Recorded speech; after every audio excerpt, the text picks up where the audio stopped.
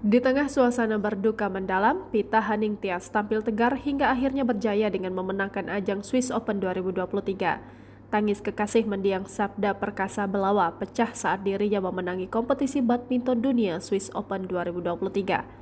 Perasaan Pita Haningtyas campur aduk antara bersyukur berhasil memenangi Swiss Open 2023 sekaligus masih terpukul berat dengan meninggalnya kekasih tercinta Sabda Perkasa Belawa yang meninggal dalam kecelakaan maut di Tol Pemalang persis di hari Pita bertolak ke Swiss untuk berlaga membela tanah air.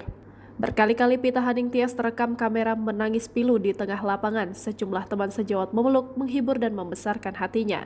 Atlet 23 tahun ini tak bisa menahan emosionalnya saat bertanding melawan pasangan Dejan Ferdinansyah dan Gloria Emmanuel Wijaya ganda campuran senegaranya.